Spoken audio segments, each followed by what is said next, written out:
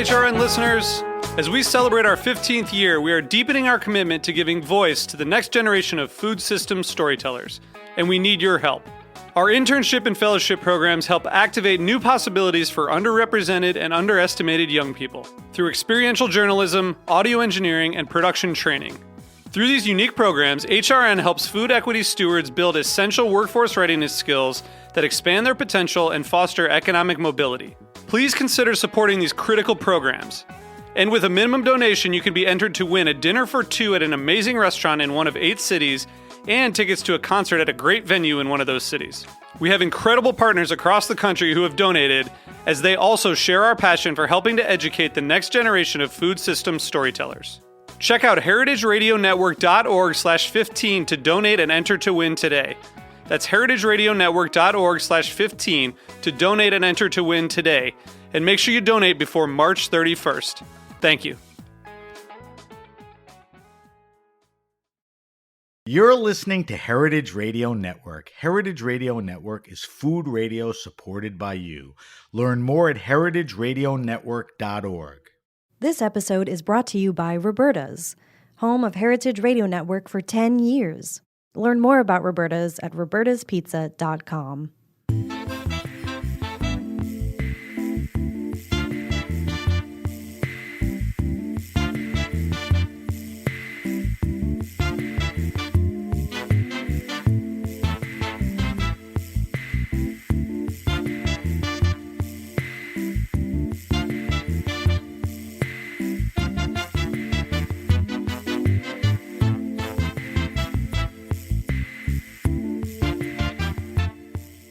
Welcome to the Grape Nation, your weekly wine journey. Our guest is Eli Zabar. We'll talk to Eli about what else? Food and wine. We'll taste, I think, some Burgundies that Eli pulled out for our weekly wine sip. I'm your host, Sam Ben-Ruby. Stay with us for the Grape Nation on the Heritage Radio Network. We bring wine to the people. What's in a name? Well, if you're a Zabar, that's about as ubiquitous as pizza in New York City. Born and raised in the city, Eli Zabar is part of the legendary family synonymous with food and now wine. Eli separated from his brothers and family to follow his own vision in the 70s, creating a food and wine empire. He is a tireless innovator and has created some of the most unique food and wine concepts in the country. Eli's Table just reopened with seasonal fare and one of the largest old world wine collections in New York. So the question begs to be asked, how does a guy approaching 80 have so much energy? We're going to find out. Eli, welcome to the Grape Nation. Ma'am, great to be here. Thanks for inviting me. All right, so we're talking to Eli in New York City. We're actually sitting and standing at the bar at the recently reopened Eli's Table on the Upper East Side of Manhattan. So it's fun to... Erev Passover, Tuesday. So it's fun to be face-to-face with Eli because, you know, we know during the pandemic we had to do a lot of remote stuff. All right, Eli, we discussed this off air. I don't want to take a lot of time, but I think it would be important to discuss the history of the Zabars in New York. And important to me, your path to the present. Well, everybody can get the Zabar history by buying my niece Lori Zabar's book. And so I'm not going to go into it. Unfortunately, Lori passed away right before it was published. But she was a researcher. She was a lawyer by education, a Barnard college graduate. She was an art historian, and she was a great researcher. And the first half of the book really covers our family, right from the Ukraine to my right up to almost to the present. The second half of the book is more of a puff piece for the Zabar store, which is a brilliant store. But to learn about us, just read the first half of the book. All right. So just to that point, just tell me one thing quickly. So the Zabar family's in New York. People think of Zabar. They think of that store on the Upper West Side. What was it, in the 70s? Like I said in the intro, you decided to kind of take your own path, right? Absolutely. So tell me why? It was quite actually, I mean, separating from your family in many ways is always hard. However, it was a very small business in the early 70s, in the late 60s. It was a very small business. And it was the store was a fraction of the size that it is Right. today. And my two brothers are 15 years older than I am. I didn't realize that. And so I was the baby of the family, the child of prosperity, so to speak, even though both my brothers went to Horace Mann and on to college and University of Pennsylvania, blah, blah, blah. Well, you went to Columbia. And I went to Columbia. Yeah, but that was my brothers were really, I'm first generation, but my brothers were really first generation because they grew up when my father was, he started life as a peddler, in Brooklyn. And then my mother hated Brooklyn. And he had anyway, read the history. Okay. We'll go into it. And so when and I had gone to Europe, and I had my own vision, and my vision wasn't the vision that the deli that they had was. And they had a partner who was a dynamic retailer, Murray Klein. And Klein really formed the whole retail business of Zabar's, made it successful ran the operation, made it successful, was a natural publicist. My brothers all contributed, but the man who really, where the rubber hit the road was Murray Klein. So you said you were going to Europe. You were influenced by what? Food halls and food halls. I was by the ingredients. I love the ingredients. Different there than they were. Yeah, and still, there's no farmers market that I've been to here that can compare. Here being, I'm talking about the New York area. Union Square doesn't approach it at all. Doesn't approach the fineness and we have a house down in Provence. When you go to the market there, it was just picked. It was picked that right before the farmer got to the market. There's a fineness to it. The vegetables are thinner and smaller and more tasty. Anyway, but I was very heavily influenced by, what I saw, what I ate. Were any of your siblings going to Europe, or you were even more exploratory in that way, where you went and you discovered? No, my family, my brothers were Israel-oriented, Israel-focused, and certainly that until fairly recently was a culinary desert. And quite the opposite these days, and still growing. Yeah. So until recently, they. In fact, my brother Saul moved to Israel for a year or two way back because Murray Klein was running the business, and he hadn't quite found his role. So, tell me one thing, and then I want to move on off the chronology thing.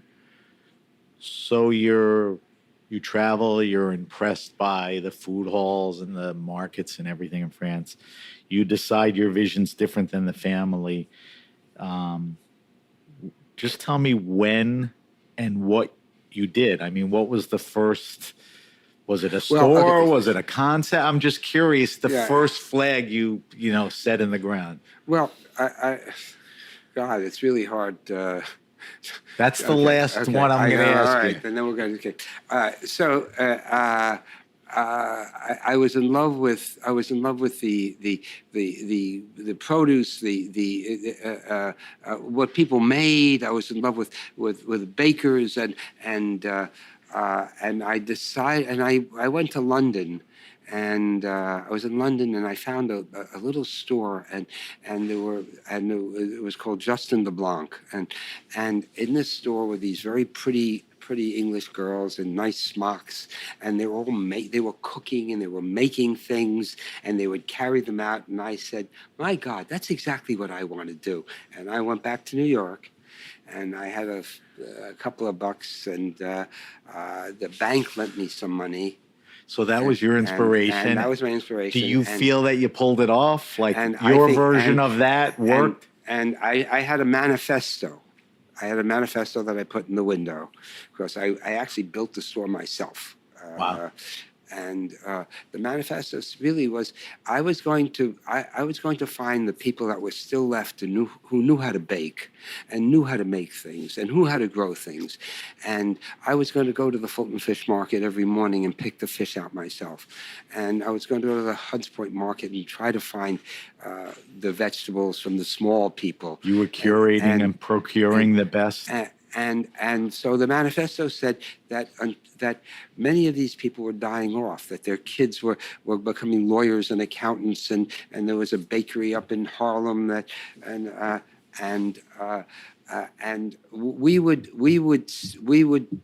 I would source out these people. That was my original idea. I was going to source out these people, and then I was going to learn how to cook, and I was going to learn how to bake, and I was going to make dishes from the product I found, okay? That all happened. And that all happened until I found that these people were dying off and they weren't there, and that the bread wasn't any good, and that I didn't like the croissants that were being made, and I didn't like this, and it got to the point where I didn't like anything. And I'd walk away and I'd say, by God, if it kills me, I'm gonna learn how to I'm gonna learn how to cook, I'm gonna learn how to bake, I'm gonna learn how to do all these things myself. And that was the history. Wherever you had to look, you looked to learn to do what you wanted to do. Right. I wanted it to be very fresh. I wanted it to come out of the oven. Was anyone doing that? No, there wasn't. There wasn't anybody else doing what I was doing. Right. And now farm to table, fresh, farmers markets. Well, there weren't gourmet shops. There weren't places where, today, I suppose you can go to Whole Foods. Give me a break. But they have more organic. But they have dishes that they're cooking, or they presumably are cooking in Maryland and shipping up here. But that's my thing was to make it fresh, and I only wanted to satisfy myself. And then we were talking about that. But that's a big theme that may run through this whole podcast. Right. Your standard was you, not that guy or this guy. Right. Answer this quickly for me, because we sort of jumped around a little. Give me your take on the food and wine scene in New York. I'm not familiar with it. Because you don't look around and pay attention. No, I don't. No, I am not familiar with. For the first time about a month or so ago, I went out to Brooklyn. Some friends of mine, Sean Donovan, bought an apartment across the street from the Grand Army Plaza, and right across the street there was the farmers market. So I made a pilgrimage out to the farmers market. I went pilgrims out to the Park Slope Farmers Market the next day on Sunday, but generally I don't look at what anybody else is doing. I'm too busy dealing with my own dreams, my own wishes, my own things I want to do. Well, it seems like you're busy enough and fulfilled, so you don't have to.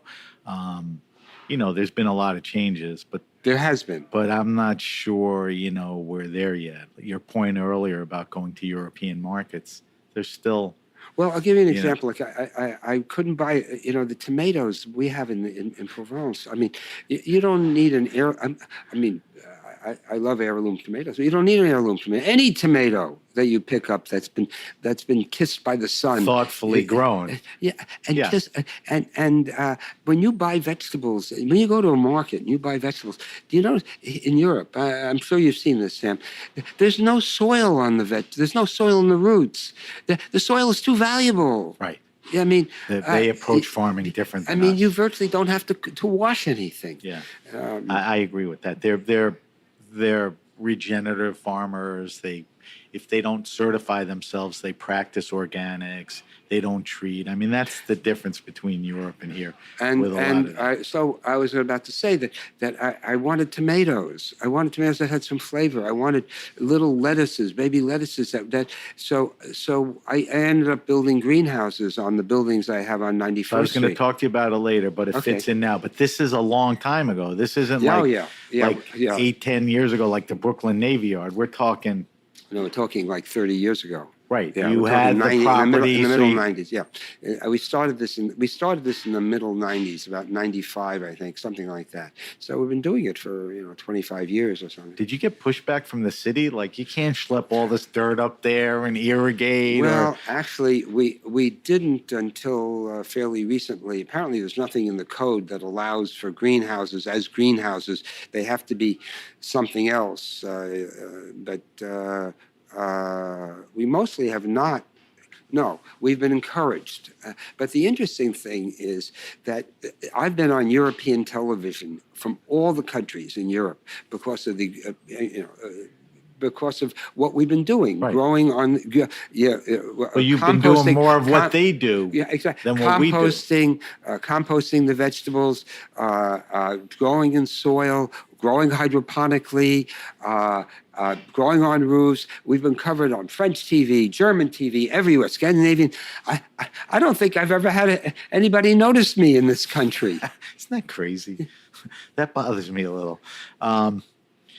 All right, let me, before I get into wine, because I told you we're a wine-centric show, I just want to figure out You how want to you... talk about the wine trips? You want to talk Well, about yeah, that? No, we'll get to that. yeah. But you've created dozens of concepts in food, wine, hospitality. You don't sit still. I mean, what continues to drive you? Curiosity, interest. Like, you get hit by COVID and everyone in the hospitality business feels something. We're sitting in Eli's table, closes down. Man, it seems like as soon as you can get it going. Well, we've been closed for 3 full years, Right. But we were positioned in COVID to help people in that my big market. And you've been downstairs, Yeah, Sam. it's huge. We have produce that's flown in by our own people from California. We deal with local farmers and so on and so forth. All of our meat is sourced from farms that we know. We know the people growing it, blah blah blah. But my bread business, which supplies hotels, restaurants, caterers For all over the many city, years. Eli's Bread closed down. They did? closed down for COVID. It closed down. Oh, because there was no hospitality. But we were lucky. And then everyone went home and made sourdough on their own. Exactly. Well, that was a good thing. But what also happened was we had 30 trucks that were idle. But we had people calling. We had food, and we had ways of delivering it. And anybody who found out about us or knew about it, we were driving out to the end of Long Island. If you placed your order by 1:00 in the afternoon, that's how little traffic there was on the LIE. If you placed your order by 1:00 in the afternoon, you got a delivery by 5 or 6 o'clock in the evening to Westchester. We were delivering the same day. We were very fortunate with COVID. Well, you put everything to good use. Right, And you exactly. were charitable about it. And- You took your resources, knock on wood. Yeah, we were very fortunate. So and what we do? helped You people. lie in bed and all these ideas? No, we don't lie in bed. We don't lie in bed at all. We go to work every day. You gotta We work- sleep a little. We work 7 Stop. days a week, but everything is interesting. I mean, All right, so people have described you as urgent, fair, As obsessive, what? urgent, urgent. Yes. obsessive, a perfectionist, even arrogant. Have you mellowed at all, or those are the traits that make all this happen? Well, I don't. First of all, I You don't have to disagree or agree. Yeah, I don't think wanting my philosophy, and just like I had a manifesto when I opened in 1973 on the window, what I intended to do, whether I reached those goals or not, at least there was a manifesto there. Okay. Right. Not everyone And takes the time to do a manifesto. But I felt it was necessary to state what my goal was, and But I would say, what would I? We were talking about the manifesto, but I would say the guiding principle, and you went over this already, so I don't want to bore everybody, is it has to satisfy me. And whatever I do has to satisfy me. Whatever I make, whatever I sell, has to satisfy me. And I'm not interested in satisfying the customer. But I think but- I think without asking a separate question, I think that you answered it by saying, how much you go through to get quality produce and meats and how you curate everything. So your vision is right, and that benefits the consumer. Well, my vision is right, and that's my philosophy. And I just hope there are enough people who appreciate what I do or what I like. I And think the the rest of the answer's people, yes. but it's a very small percentage, and I'm thrilled when a little boy or girl comes up to me and says, I love you, I love that bread you make, I love that, I love something. That's why you do it. I love it. I That's mean, why you do it's it. like that. Because that child isn't influenced by. I know, it's a they're pure telling response. They're telling the truth. It's a pure response. That's a good point. All right, let's talk a little about wine. So is it fair to say, I don't know, a couple decades ago, you made wine more prominent in your food empire? We talked about the 70s, 20 years ago, maybe a little longer, wine became more of a thing. You also started traveling abroad, which we talked about offline a lot, which we're going to talk about, to satiate your inquisitiveness and wine thirst. So before we get into the specifics, when did that real awareness or love for wine happen? I mean, was it always going on, or? I think so, Sam. I think it was always going on, even before I went into business. You there was always had an something- eye for wine. And there was something about wine that I found both exotic and exotic. I found it sexy. I found Well, it, it's an agricultural product which you love, and know, there's but- a history to it. exactly A right. carrot is not a social lubricator. A glass of wine is, right? It has so much to it. It embodies so much of our culture and so many of the things that I'm interested in. And I was always interested. And from the very beginning, I never liked Bordeaux. I don't like. Why is that? I don't like the taste of the Cabernet grape, and I don't like the taste of the Merlot grape. And But wait, you, like me, you love Northern Rhone wines. Now, I'm not equating Syrah to Cabernet, but is it the big body, or is it the actual taste profile? Obviously, it's a taste profile. I'm interested. I'm interested in very refined. I'm interested in lighter. I'm interested in lighter, more. I was going to say expressive, but not. But that's not a term and doesn't tell you too much. no. But It's like minerality. No, but I've always been I've been in love with Burgundy from I knew I didn't like Cabernet. I didn't like the taste of it. Right or the away, smell of you it. figured Well, that no, out? Pretty sure. Because in Actually- those days, Actually, Burgundy wasn't at the forefront the way no. Bordeaux was. No. And now it's kind of flipped. Bordeaux's trying to fight its way back to some kind of prominence. When I was a kid, my brother Saul bought somebody's wine collection. It was full of first growths, Bordeaux's, and that were like 30 years old or 40 years old. And I think kind of what happened is I was only like 12 years old, and I would taste them with them, and I liked them. I liked the sophistication of them, but then when I got older and I would taste Bordeaux's, they were too young. That's- they were just. I mean, we were tasting, 30 or 1930s. He had wines from the, right after the war. That's crazy. And I thought they were very interesting, but nothing I ever had after that was interesting. Yeah. Uh, So wait, during this So- period of time, there had to be somebody. I got interested actually in There this a little bit. Okay. Go ahead. No, Finish that. what happened was, actually, when I went into business, before I really kind of went too much into the wine business, but I decided that that what I needed to drink were pre-phylloxera wines. Okay, and this was like in the 70s, and I had a telex, so I bought a telex machine.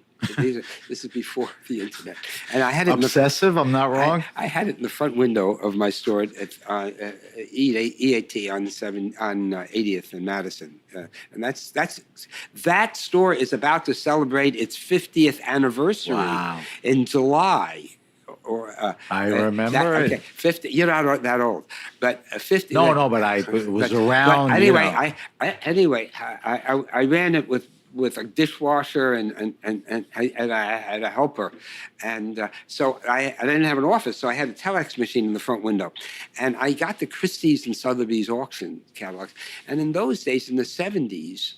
There was still lots of pre-phylloxera wines being offered. Right. I mean, usually not first growth, second growth, and I used to buy them and find them interesting, very, very interesting.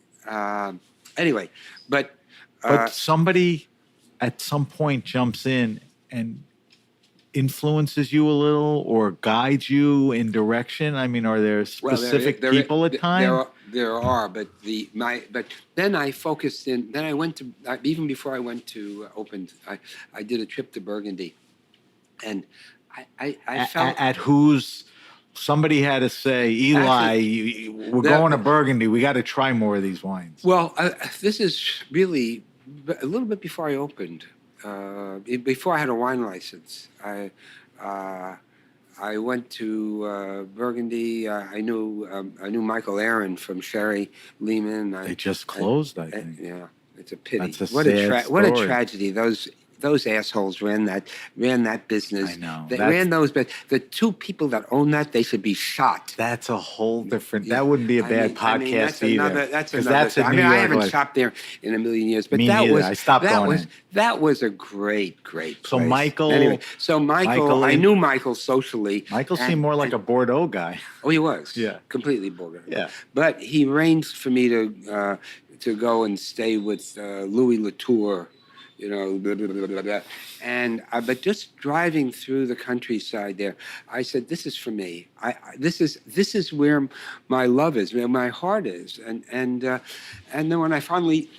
It wasn't until '86 that I Do you got. remember that Louis Latour trip? Yeah, Was oh. that '86 or previous No, to that was 70. So I was that's 70. That so was 70. we're way early on. It wasn't until '86 that I had a restaurant. I took over the other half of EAT used to be on one side, and then there was a deli on the other side. The guy went out of business, and I took over the other side. And there's the story. I was baking. I just started baking bread. Okay, so and we were baking bread. It was 80, 81, and we had like no space. We had an 8x8 space. In the basement, we had an oven, and I had a guy down there, kind of like baking this bread that I invented, basically, because and my philosophy there was that the wheats that were available to us were commercially, all the commercial growers, and that the wheat had no flavor to it. So my theory was, well, you really had to use high heat. You had to burn. In fact, a woman named Patricia Wells wrote an article about this. It was called "Burn Your Bread." Okay, I had an oven that I got a guy to. You're supposed to only go to 495. It went to 650. So degrees, and we used to bake the bread, and they burned it all. Okay, because I wanted to get that wheat to have some taste to it. I wanted the sugar in the wheat to caramelize. Right.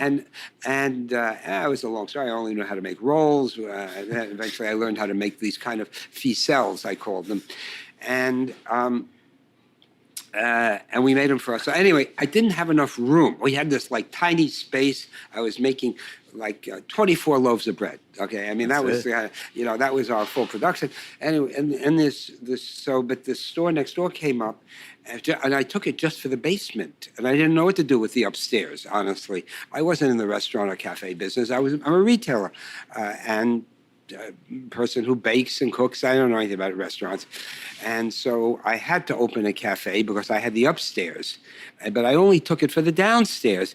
But and the best use of the upstairs would have been a casual cafe. yeah, and that's what it was. You were thinking of wine there too? I mean, that's when I thought. That's when I thought we could have wine. Okay. But does that give you the palate to take, like we talked about earlier? You do it for yourself to take the wines you love. This is where, or it's not even that sophisticated at that point. At that point, it's not. It's Burgundies, but it's not that, and it's Côte d'Arones, but it's not that sophisticated. But the end of the baking story was it turns out in the basement of this building, the building was built in 1880. In the backyard, there used to be this big hump, and I thought it was an oil tank. And when I got this space next door, and we opened up the wall, it turned out to be a brick bread oven. Oh, I mean, this is one of the greatest. You restored it? I didn't have to.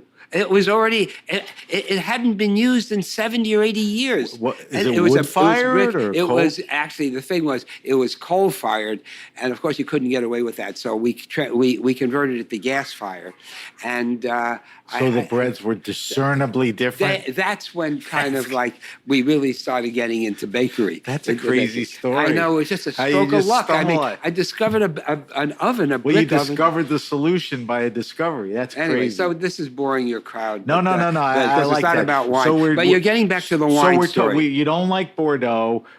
You discovered Burgundy. Let's talk about something that's been a kind of a regular, important part of your life, and that's you've been traveling to Burgundy on a regular basis. And I would assume the trips in the past years are different than the ones 20, 25 years ago because of your knowledge of the way things evolve. But one of the cool things that I sort of knew that you told me is you're a jet pilot and you fly yourself Right. Yeah. Right. to Burgundy with Eli's posse.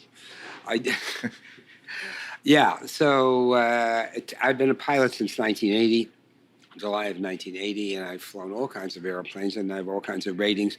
But I started to fly my own plane to Europe. It took 3 or 4 stops to get there, but of course it doesn't have the range of a 747. No. But at any rate, wait, did you do that? Because in talking to you before and talking to you now, did you do that because you can get there quicker, cover more ground, or it was just a hobby that you wanted? No, I did it because I could cover. Right, Because there was a you were motive. telling me the story of going to the Alto Adige. So you flew into Milan, then you took a bus, and then you Wasted a took a lot of this, time. and then you took a that. Okay. Your So motivation was to avoid that. We're there like 9 or 10 days a year. Okay, and we're doing this, as you know, how many wine people do we visit? 3 or 4 people in the morning, 3 or 4 people in the afternoon.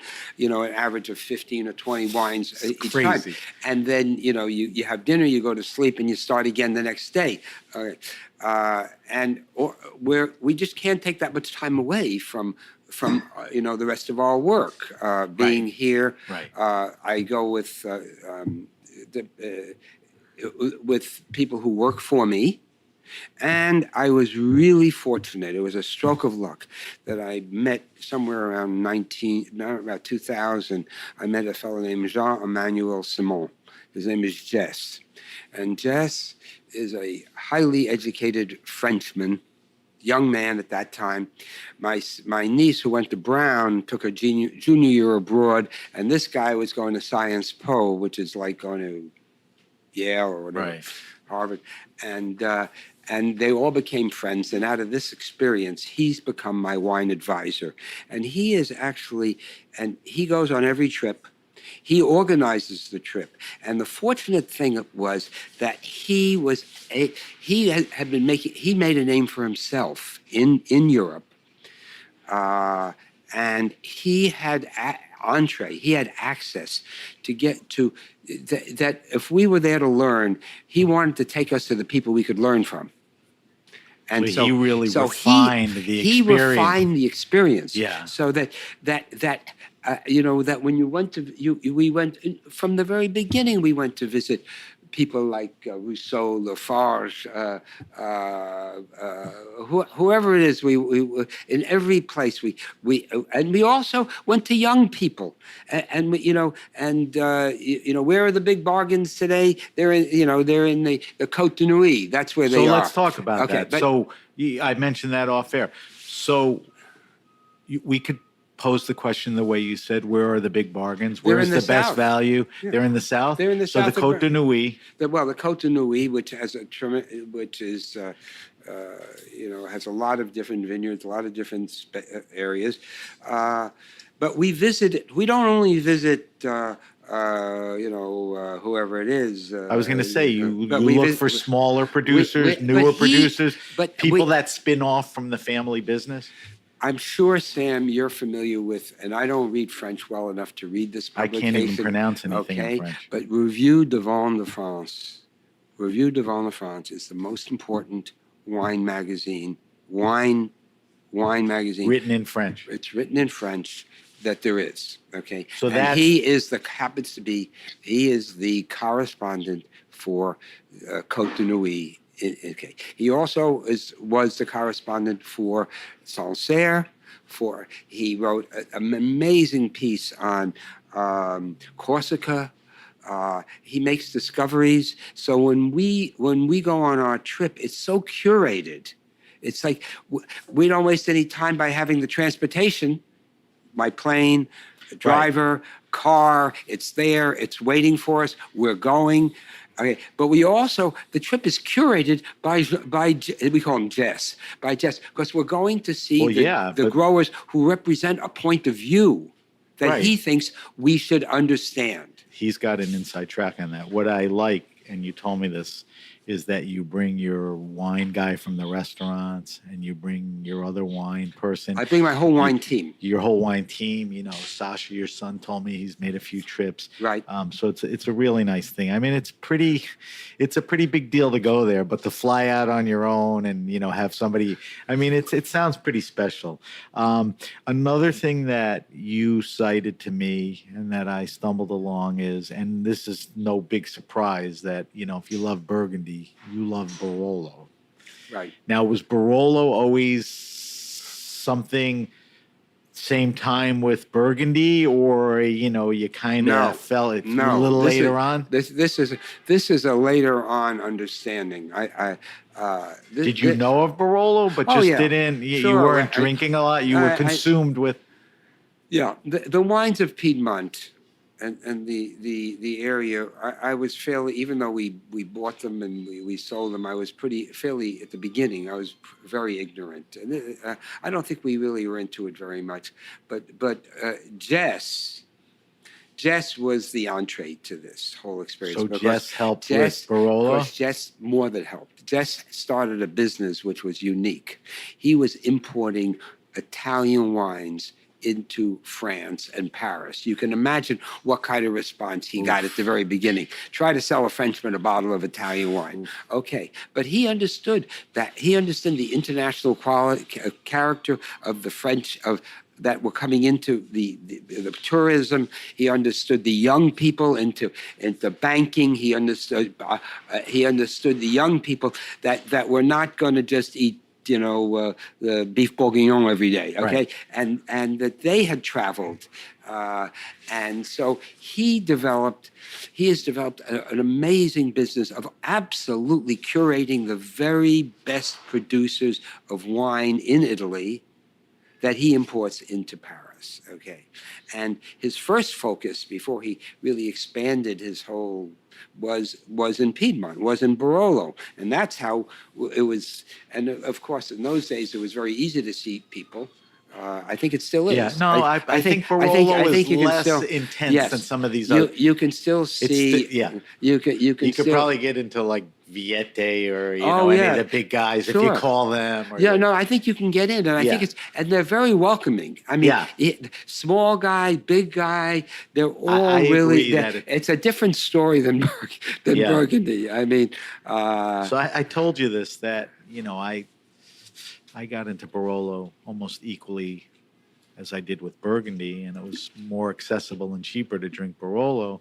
Then I started drinking Barolo, and I started drinking Barbaresco, and I found out that I like Barbaresco more than Barolo. well, I think that. Why is that? I don't Is it know because that. it's softer? Or? I think it depends who's making it. Well, First of all, well, we're talking trust about me, here. I'm drinking the better producers. Okay, but what we're talking about is the Nebbiolo grape. Right. Okay. This is really well. Let's Barolo forget and about. Barbaresco. Let's forget about what we call it.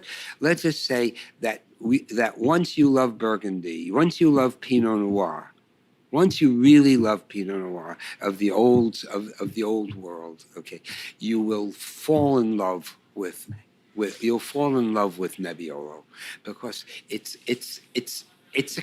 a cousin. It's like a first cousin. It has that finesse and It has nuance. It has that finesse and It has that nuance. light. It looks like it's water when you swirl it in the glass. The color is unique. I mean, and the nose is and also, and I didn't get into this, but we have 50,000 plus bottles here. So I'm going to talk to you about that. But my goal, and again, my philosophy is these wines need to be aged. They need to be cellared. Okay? Right. So if you're going to approach it, you want to serve it right, which I be on your dime to let it sit there for years. Exactly. It's going to be on my dime. Right. And it's because the wines have to express what God, what nature, and what the winemaker, what Right. the winemaker. I mean, Neil, my friend Neil Rosenthal hates that word. Okay, nobody makes wine but God. Okay, but it has to express what those points I just made were. Otherwise, why drink it? I agree. And maybe it will express it better in 20 years than it will in 10, but at least in 10, you get the basic idea. I think, listen, a lot of people, restaurants, don't do it because of cost or space or more importantly, mentality. They just don't think. I think it's I think it's mentality. Yeah. I think it's, look, I would say, I'm not a merchant. I'm more of a collector. In everything I do, I'm more of a collector. I think how you do things is based on collecting and knowing more about them. Let me just finish on the wine thing, and then I want to talk about the restaurant, the cellar, and all that. Do you drink, what percentage-wise, what would you say red to white? Do you drink whites? Oh, yeah, I love white wine. White Burgundy? I love white Burgundy. Do you go beyond? I actually like white wines. I love white Burgundies, but I also love white wines from everywhere. Right. I mean, I would say ubiquitous is my love for white wines. Corsica, I don't care where we're, Greece, Sardinia, Yeah, I mean, Greece is, the Azores. I love white wines from. I agree with you. From everywhere. Like I said, I was in the Alto Adige. Yeah, I love the white wines. When you see how they're making it and their passion and how they farm, it's just, added to your list. Any winemakers, regions, producers exciting you right now? Pops out of your head? I know you didn't want me to do specifics, but well, I'm not. I think regions too. I didn't just say a wine. Yeah, I had. Well, we have tons of delicious white wines from Santorini in Greece. Greece is really. I had a couple of wonderful wines from Porto, right outside of, which I thought were amazing. Great value. I love Marco de Grazia's wines from Sicily and all but that. I think there's a lot. Not only Marco's whites are good, but his reds are brilliant. But there are a lot of really interesting white wines that open up in the glass. And I agree. think that's, they open up in the glass. Look, we just had a really, every year, I'll diverge for half a second.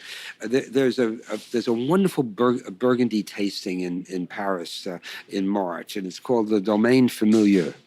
Domaines Familiar. And Do you ever go? Yes, I go every year. So you were there this past I month? just came back. Yeah, Okay. I just came back. But on the Sunday night, the tasting's on Monday morning. Okay, and it's in this big palais kind of thing. But it's selective, and it's not like this. I have a very this Polay thing here. Okay, I couldn't have I have the lowest possible regard for the Polay and all the people that go to it. So let's One guy's vision. Well, and I think what's his name has done a great. Daniel's done a great job. I think he's brilliant what he did with making that into and making a big living out of it. I think and satisfying lots of people. But I like intimacy. I like a few people. I don't go to tastings, but anyway. So we do this. This Domaine Familiar, which is on Monday morning. But on Sunday night, in my apartment in Paris, I have a dinner for usually between 20 and 30 people, and I invite the winemaker. Many of the winemakers and their wives and kids that are going to be at the Domain the next day. That's great. So. At any rate, the reason I bring this up is that I bought some Chave white wine at an auction, at a very interesting Burgundy auction. Where? And it was from 1978 and 79. Okay.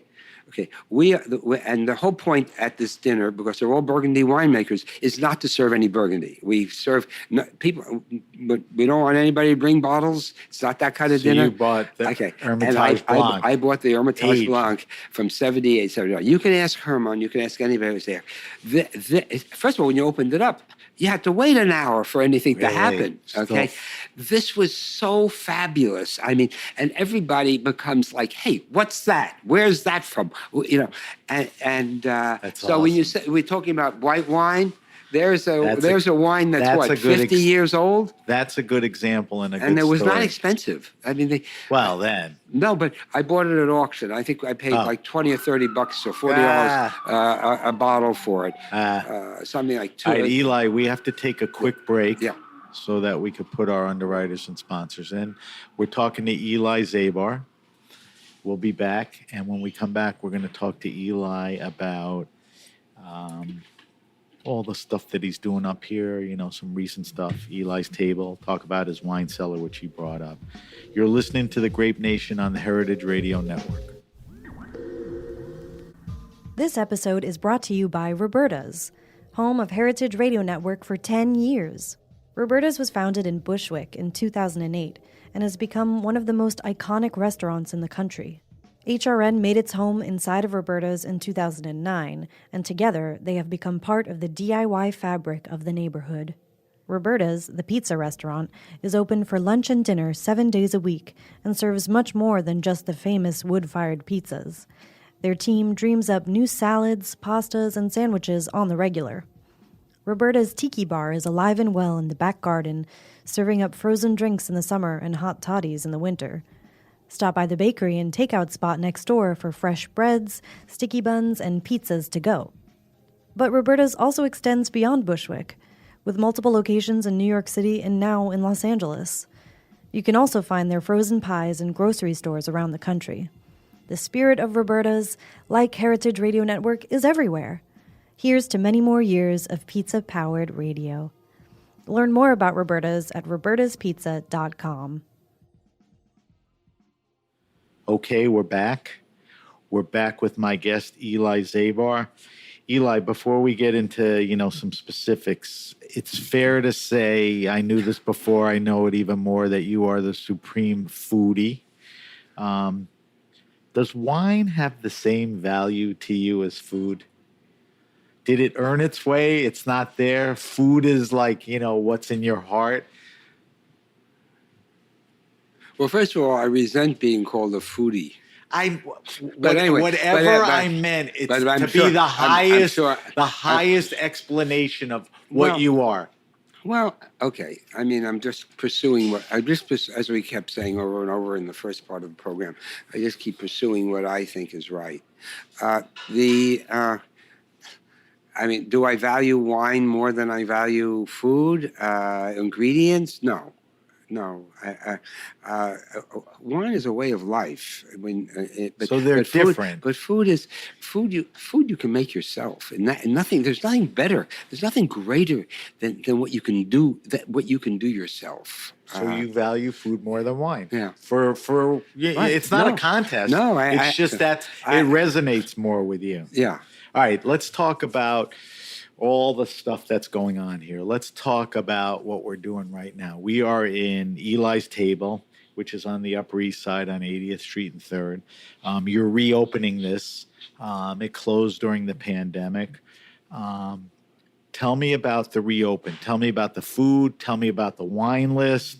And that wine list has to track to the cellar that I mentioned in the intro. And you said, we have a 50,000. You dropped that like it was nothing. Well, it's not nothing, but it's it is. But I'm proud of it because I started buying wine, in the year 2000. So we're talking about vintages basically from the 90s, and they were much more available. I mean, so it's a deep vintage collection. Yeah, it's a deep, I think we've stayed, basically with this, just a curated group. We buy every year, there's a core kind of buy or interest that you have. and right, but we buy anything that tastes good. So and that is good. So but we have a core group that. But does this go back to the Eli theory where you're buying only what you like? Yeah. Do you have to sit there and go, well, this is on the menu or the market likes this, so I got to buy a little of that? No, we don't do that. No, we don't do that. We leave that for everybody else to do. Okay. Okay. That everybody else is, So it only reflects your taste again. Yeah, it only reflects my taste. And everything we talked about, the Barolo, the Burgundy, that's all represented well. Oh yeah, yeah. And we talked about white wine. There's tons of small white wine, they're interesting reds that are very reasonably priced too. But they all represent a philosophy in the way they're made or what they taste like or their profile. Story. Their profile. And I think, for instance, I love my friend Neil Rosenthal because he has a vision. He has Neil, a profile. the importer. Yeah, I mean, I think Doug Polaner, for instance, these are two people that have a vision of the way it's supposed to be. Had a vision, pursued it, still have it, and stick true to it. Right, and whereas there are a lot of other good there are a lot of good importers. But there's much more pandering to the market. Yeah. There's a lot of smaller guys now. Kermit Lynch is great too. He's one of the original. He's great. He and his wines. If you can, if you look on the label on the back of a bottle. You look for a half a dozen people. Anyway, to your point, if you had to just live with Rosenthal stuff or Lynch's, you wouldn't be unhappy. Oh, compared to other guys. Yeah, sure. Yeah, I'd be completely filled. But how do we get off on this? Well, I want to talk about the cellar because what it led to is the list is pretty much your taste. But before you get into that, you have to understand how this restaurant works. Tell me. Okay, because it's absolutely different than any other place that I know of in New York City. As you know, Sam, downstairs is probably the most amazing food market in the city of New York. Okay, literally below us. But it's really, you take the escalator down, and you meet the farms, and you meet all the things. You meet the dairies. You meet all that stuff. The idea is for the chef, and we have the same basic crew for 20 years. Okay, every day he goes down at 12 o'clock and he goes shopping. Okay, he goes shopping like a chef would go to the Farmer's farmer's market. market. But a chef to the farmer's market, a chef in every other restaurant, he's got to call up the Brega and Spittler or one of these meat companies, and he's got to know a day, 2, 3, 4 days in advance. No, when Monty goes downstairs, Monty, Javier, when the group goes downstairs, they are foraging. They have to speak to everybody, manager down there, what just came in, what is coming in, what is really interesting. And they have to not just take the manager's word for it, they have to inspect what's there. Now, the whole menu doesn't change every day. It'd be impossible to change. Right. And I happen to love steak. Okay, and we have the very best steaks. All our meat is dry aged. You can look at it, and but so I always want steak on the menu. Okay, but there's so many different vegetables. There's so many different things coming in now. I mean, of course, go back a step, because Monty goes downstairs and uses your market as like a farmer's market. That's right. You mentioned this, but clarify for me. Who's getting the stuff in there from Monty? This is what you talked about, where you talk about meat purveyors and fruit guys. I mean, who's getting the original source stuff in there? Well, that comes from the managers of the different departments. Okay. Like right now, you see, actually, the truck that just pulled up as we're having this meeting. It's called Mahan's Farm. So he found that because they have an item or cheeses that exactly. Okay. So I got it. So that's his job. So you entrust a lot of responsibility to the managers, right? So that's good for the consumer, good for you and the restaurant, right? And we have different buyers, and that's their job to not only sell it but to find it, and also to curate it, to go through like what we sell. You have like a wine cellar and a food cellar in a way. It is your food cellar. But this is very perishable, and so when things have to be moved. We're in the food business. This isn't this isn't perishable and personnel are the two and you've most. You've got to keep everything fresh, and the way we do keep everything fresh is by going through the stands, the produce stands, and whatever is a little damaged gets into a tomato sauce that's made by the commissary. Whatever, if there are the guy's got too many artichokes, what are you going to have on the menu? Artichokes. You're able to manage that food chain. You're going to have artichokes, and so that's how. Okay, so now I've told you how the menu comes about. So here's a good segue for us. Is the menu, or is the wine designed for the menu, or the menu complements your wine list because it's very specific, or are they just random and work together? It's a good question. I mean the food lends itself. All the food, because we don't do much to it. It couldn't be simpler here. Okay, this is a great home cooked meal. That's what you get here. Okay, and the reason you come here is because you can't cook it yourself. Right. Okay. And not necessarily get those ingredients. You don't have the ingredients. You don't Right. know how. You don't have the time. That's what I'm aiming for. I'm aiming for the simplest possible preparation. I'm aiming for those carrots just to be steamed. And is that a fair philosophy from back in the beginning days to the now? very I mean, beginning. that hasn't hasn't changed.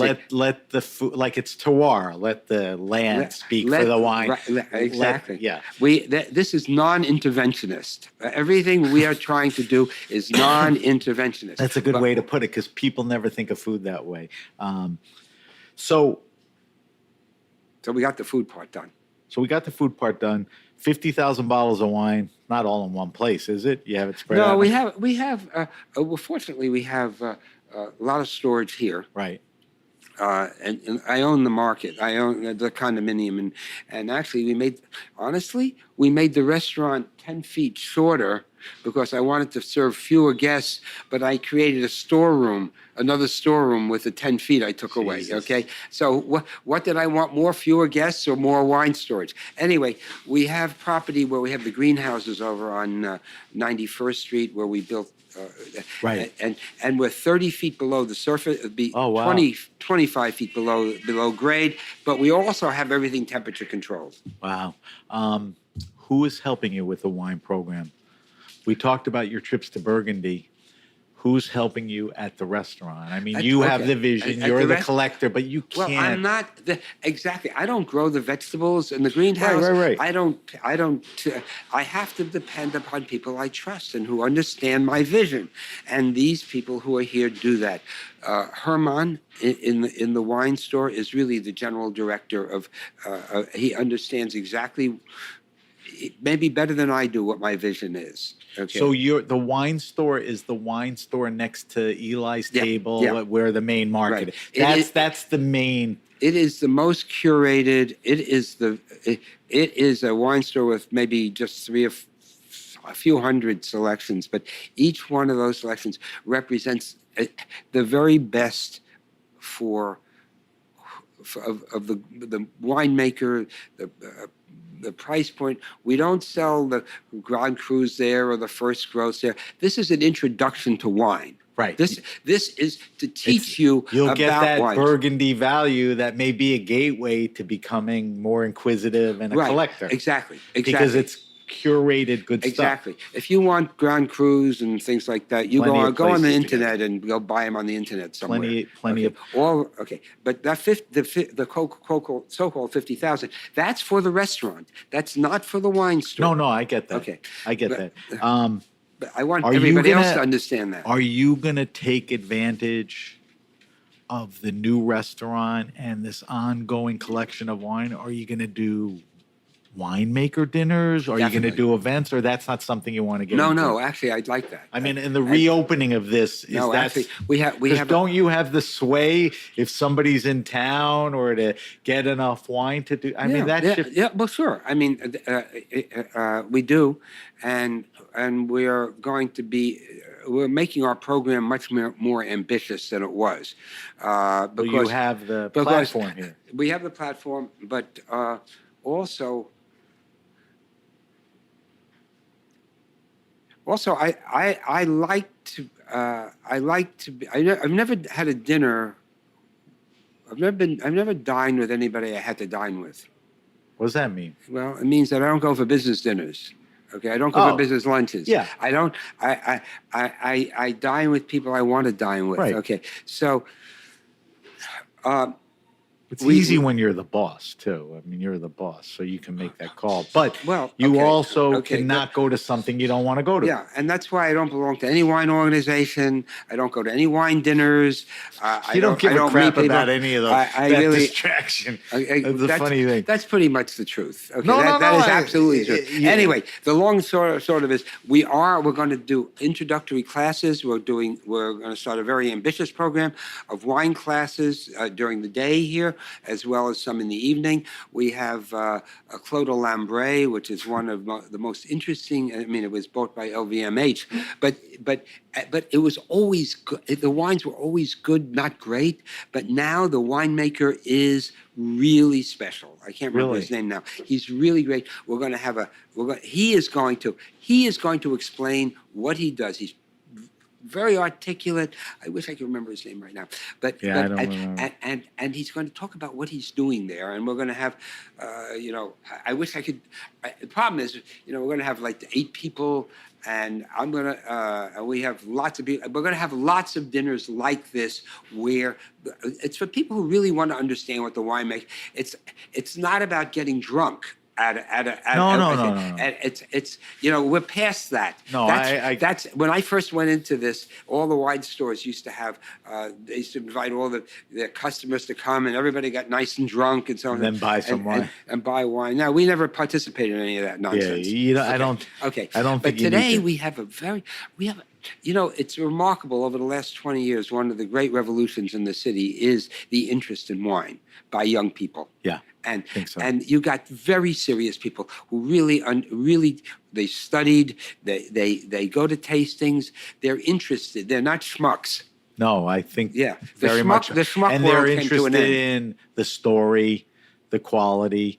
They They dig are. a little deeper They are. into how are these guys farming. And the they spend their family. own nickel to go. They spend Yeah. their own nickel to go I on like- trips. I and like- it's not just I like the direction that's going. Yeah, yeah. All right, we don't have to wrap up yet, but I want to get to a couple things. I want to get to our wine list, and I want to, wanna take say a few sips. Yeah, okay. All right, so what's next for you? Is there a next? I mean, is there something on the table that's gonna? I mean, we did talk about this place just opened, and you're going to pursue wine, but I think there's a lot going. I think the programs. I think we really need to do a lot more education. I belong to. I said I don't belong to any club, but I don't. In London, I belong to 67 Pall Mall, and I think that they've done a really good job. good model to follow. And I'm not going to be able to do 67 Pall Mall, but I'd like to do. And of course, the winemakers and all these, all these master of wines are all over the place there. I mean, how long does it take a guy to get across the channel? Right. Well, that's proximity and geography. Yeah. So but New York, at least you're in New York. If they're coming, they come to New York first or only. Right. So, and you have the relationship. Yeah, so make that happen. Yeah, we're going to have that. All right. So we do a thing called the wine list. I ask my guests 5 questions. I've asked every guest on every show the same 5 questions. So this isn't tailored to Eli or whatever. Be spontaneous. Don't dwell on them. Let's move through this quickly. All right. What are you drinking now? What's in the fridge? What's interesting you? Are your tastes changing from the seasonality? We know you love Barolo. We know you love Burgundy. You love the white. Is there anything specific? You never mentioned the word champagne once. I mean, tell me what. All right. So what I drink is we open, in the restaurant here, we have 15 whites and by the glass? By the glass. We have 15 whites and 15 reds. Wow. And it's a very ambitious program because there are different profiles to these wines. So when you get served a glass of wine, there's a reason for it, okay? And what I'm doing now, I drink what we have open. But you're also tasting to build that list up, whatever you and Killian or whatever. Yeah, well, Killian and Thibault, we have another guy, Thibault, right. So I'm not helping your audience by giving you a name. What I'm saying is these are wines from all over the old world, and they have different profiles, and that's what we're drinking now. Well, that's okay for an answer. I mean, a lot of people come up with specifics. Some people even say, "I'm sick of wine. I'm drinking beer." However, just as an aside, there was a dinner. I wasn't part of this dinner. It was a dinner. I have something called Bar 91. It's on 91st and Madison. It's the most wonderful, most interesting, and most underappreciated business that I've got because the food is great. Drives you crazy. And the wine list is interesting. But there was a very interesting dinner there like a few nights ago. Paul Wasserman, who's Becky's son, passed away. Right, Becky, right. And Becky was great. I mean, she was great. Paul was there. Skurnick was there. Michael. Dan Feldman, who's running operations, was there, and David, who's running other operations. And so they were all sitting there, and they were talking and doing business. I wasn't invited to this thing, but I went across the street to my house and I pulled out a bottle of 91 Balmar from that's crazy. From I think it was Jadot, and it was real. And I gave it to them as a gift because they were. It's so exciting. And so what did I have? That was the last glass of red I had. That 91 Balmar. All right, so it took about 4 hours for that to really open up. Oh, really? All right, so that's how you answer that question. The second question I ask everyone, I realized I thought maybe it became the goofiest question, but I'm probably more excited to ask this question to you than any guest I've ever had. And the question is, what's your favorite wine and food pairing? Not what the ultimate wine and food pairing is or what everyone thinks. And it's not something obviously you're going to eat every night, every month or whatever, but what works? Like when you're sitting there with that wine and that food, is that an answerable question to you? Go to another question. Let's see. That takes a bit of thought. I mean, all right. So you obviously busy guy, like you said. You're standing right now. I'm sitting. You said before you don't sleep. Can you answer this question? Do you have a favorite wine restaurant and or bar beyond your empire? Is there anyone out there that doesn't like you, that cares, that curates, that has a good vibe, good list, good people? Yeah, there are two. Go ahead. There are two here. There are two in the city that. Listen, there are probably a lot, but I already told you I never I'm not go asking anywhere. for all of them. And whatever you mention isn't your number one and two. It's just an idea. I never go anywhere, so you're talking to the wrong guy. I prefaced it that way. Okay. So I'm happy you have two. Okay. I would say Chamber Street. Do you know Pascaline or Peltier? I know Pascaline. David Lilly. I think David is great. So that's a great answer. I think love that's that. one, but I want to give you another answer because there's one that nobody knows about. Go ahead. Okay? It just opened. It opened last week. It's called Justine on the Hudson. It's owned by It's owned by Neil Rosenthal's daughter. Where on the Hudson? It's not on the Hudson at all. It's on 10th Street and Hudson. It's on 10th and Hudson. Opened last week. It's unique. Justine's. It's called Justine. Food and wine? Food and wine. I'm not going to. I'm telling you about the wine, okay? Because you asked me about wine. Okay? Yeah, no. You didn't ask me about I food. said restaurant and or bar, but that's okay. Okay. But that's why I asked this question because I never even heard of Justine's, and I'm pretty wide. They just opened, okay, and they've had no publicity, okay, and that's why it's on your show that the first. There you go. And he's probably from a guy who knows what he's okay? talking about. The wine list is extraordinary. Okay, in that first of all, they're all Rosenthal wines. Okay, and as we talked before, good list. you can't. Secondly, there's people you never heard of. Okay, right. And the wines are like 50 to. I had something expensive, $110. I can't remember what it was. That's crazy. What did I have? Oh, I had a Chateau Simone, and is Rosenthal Simone? Yeah, and they all have age to them. That problem they release them at age, Simone? Yeah. They released them at. I had the 16, which isn't very old but not it was a bad vintage. But it was really delicious. Okay, right. $110 on the list. I mean, come on. That's a good. So if I were everybody, but he only has like about 30 seats and 9 at the bar. That's all right. I mean, you know, a lot of these places. So, Racine's. Okay, Chambers. It's now called Chambers and Justine. Chambers is excellent. All right, fourth question. Yeah. All right. Here's the question. I got to explain it to you. When I started the show, I wanted to ask people, what's your favorite all-time wine? Then I realized that's kind of a bullshit question. What the question morphed into is, what is that wine to Eli Zabar that awakened you, that was a gateway, that made the impression that you still think about, that had a lot to do with, how you approach wine and all that? It could be one or two. Is there something? Most people can nail it. Sometimes people answered it was a champagne when they got engaged. It wasn't even that good.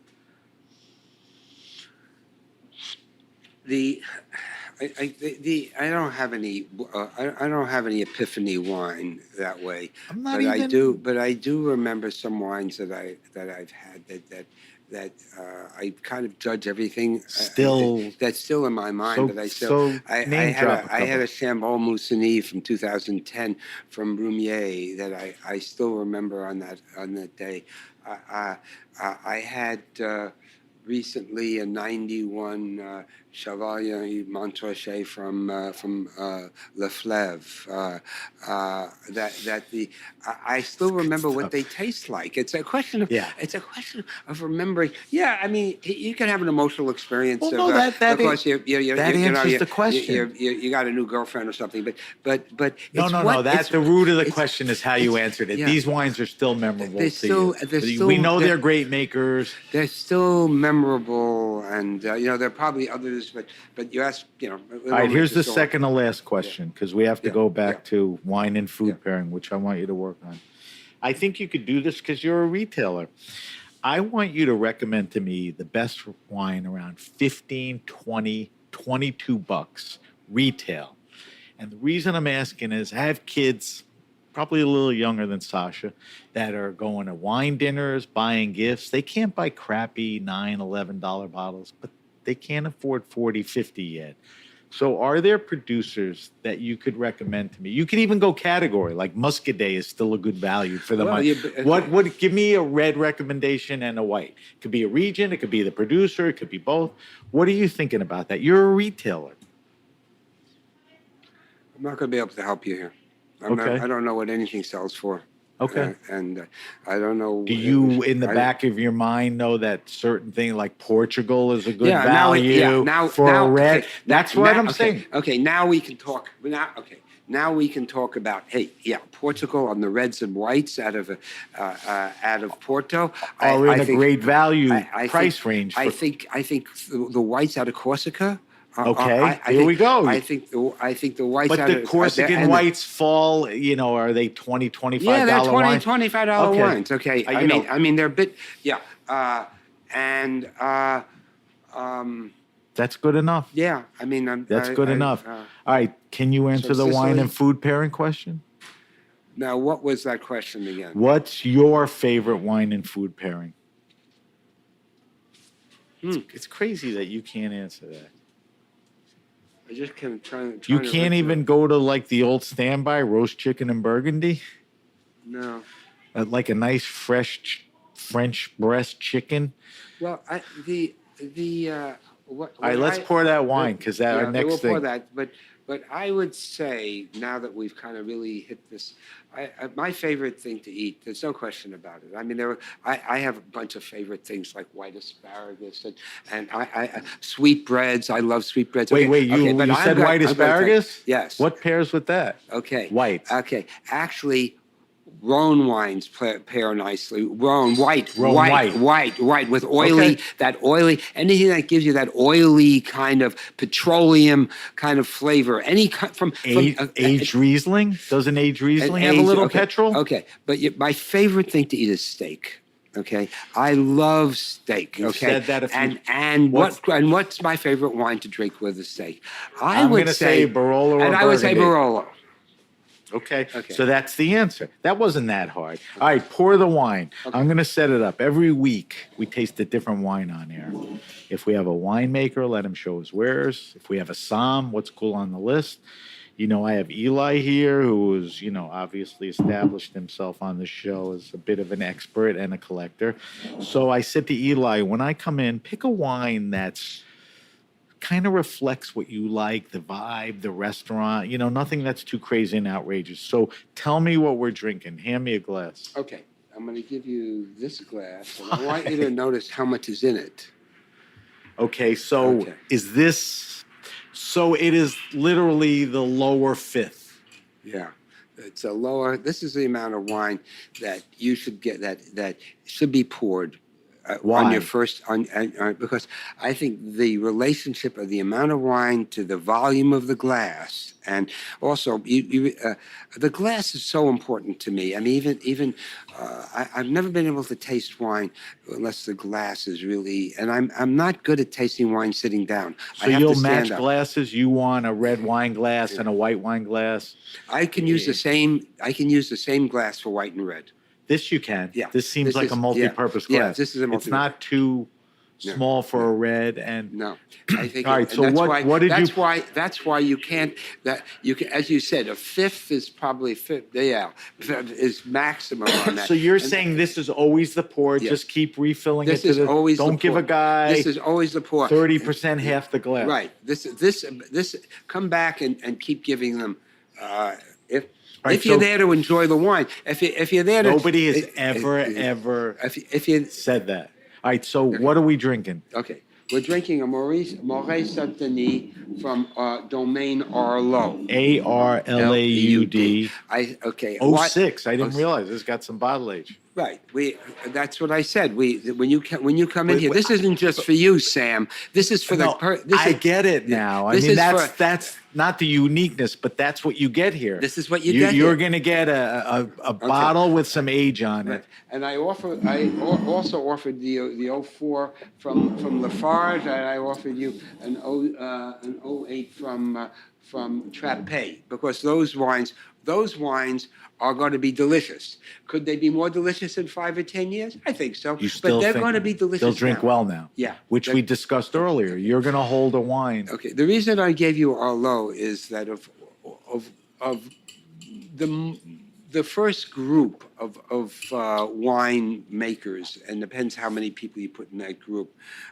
Arlo makes that first group, and his wines, value-wise, I think are at the very lowest end of that. He is a completely organic, biodynamic He's biodynamic? producer. Biodynamic, and has been since he took over for his father. I met the family. I've been seeing Arlo since. This is one of the people I visit almost. Now I don't visit everybody every year, otherwise Right. I wouldn't be able to. But I visit Cyprian almost every year. Okay, I got Skurnik to import the wine because I thought he was not known here in this Was country. he represented by someone else, or No. you got him his first importer? Yeah. When was this? 20 years ago. Wow. Okay, or something of the sort. Okay, but it was really good that Michael listened to me.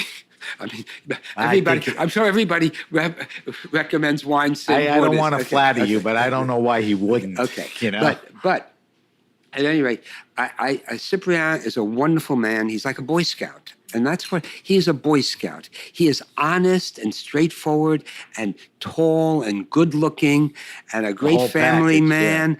And he's got 5 daughters and they work How old together. is he now? He's like 55, That's what I 50. He's young. He's young. His oldest daughter is like 17 or 6, you know. And I think that his wines, and he has a negose too that he's doing, but in the negose, he farms the land. Oh, so he has full control. He has full control. 'Cause he's not gonna He let doesn't it do grow anything. or- He doesn't do anything that he doesn't have full control on. And so his negose wines are delicious. They usually represent very good value. Okay. Are And they Domain Arlo or Arla, or are they? they or are are they a different name? Domain is the main, and I don't know what they call the Okay. ghost. Anyway, I'm not here to sell his wines, but I chose him because he represents. He rents a. First of all, the wines are elegant. Yep, very elegant. You can look at This the is color. This is a young wine for an 06. Yeah, We're yeah, talking. yeah. 15, 17 Yeah. years, 16 years, 17 Crazy. years. Yeah. But I mean, really fresh on the It's fresh. nose It's- and on the palate. Exactly. Tell me a little about Moray Saint Denis.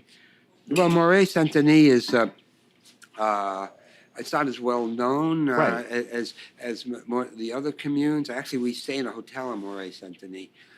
I can't remember the But name. that's of it. to our earlier question. The values are going to be in places like that. Well, they're really going to be They're really going to be. We said on the Côte de Nuit, on the not the Côte de Nuit, but on the Where? area of Right. not. But even the Côte de Mon, I mean I forgot what I said, but That's what all I right. said the first time was correct. All right. So, Anyway, so this is and so all these 3 people are people I've been visiting for so 20 years. Lafarge, has always been making Lafarge, great stuff. And tell wines. me about Trappé. Trappé Trappé has not been around forever. Yes, he has been. He His has? family has been making wine for generations. He is also a naturalist. He has been biodynamic from.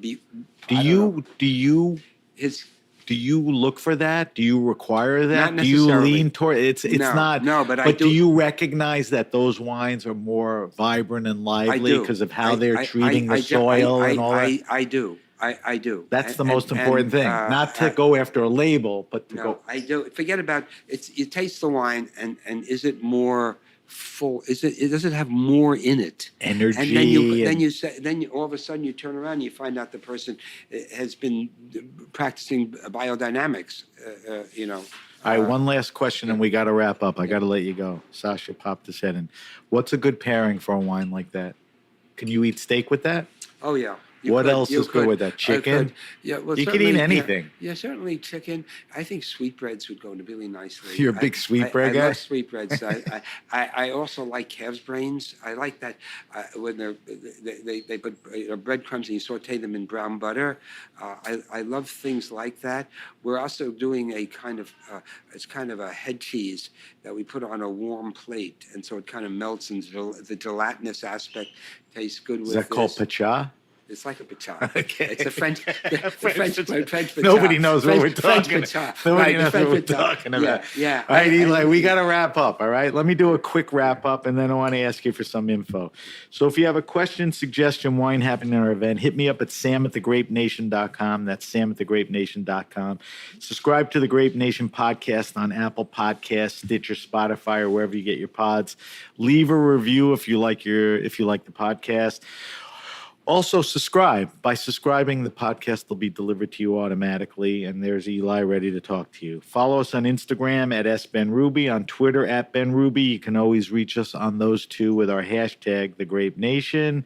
We're on Facebook at The Grape Nation. As I mentioned, or if I didn't, I will post the answers to Eli's wine list, and I will list the weekly wine sip wine on all our social media in the coming week. So, Eli, I can't see why people wouldn't be intrigued if they just want to go to one place or a central place to find, like, where's this restaurant or where's the store, or what's the best place to go? To find where we are? Yes, online, let's say. Well, we have an online presence. What's it called? Eli Zabar. Okay, so just Eli's Google Eli Market. Zabar, and it'll Eli's come to everything. Market. You'll find it. And I didn't ask you this. Are you or Sasha, are you active on social media? Sasha is. Okay, Sasha, on behalf of all the Sasha entities? runs social media good. here. I have no idea. Because there's too much going on that you shouldn't share it. So I'm glad to hear that. Yeah. I will ask Sasha what all the handles are, and I'll publish them. All right. I want to thank my guest, Eli Zabar, for... I scammed him into telling him I'd talk to him for about an hour. There's no way I knew I'd sit with this guy for an hour. So we went long. So thank you for hanging in there. This has been great. Sam, you're absolutely unique. Listen. And a pleasure. It's easy to do this when it's with guys like you, because we both stand here and our eyes light up, and it's just fun to talk about all this stuff. Right. So thank you to everyone at the Heritage Radio. Thank you to Heritage Radio Network. Thank you to my engineer, Armin. I'm Sam Ben-Ruby, and you've been listening to The Grape Nation. The Grape Nation is powered by Simplecast. Thanks for listening to Heritage Radio Network. Food radio supported by you. Keep in touch at heritageradionetwork.org/subscribe.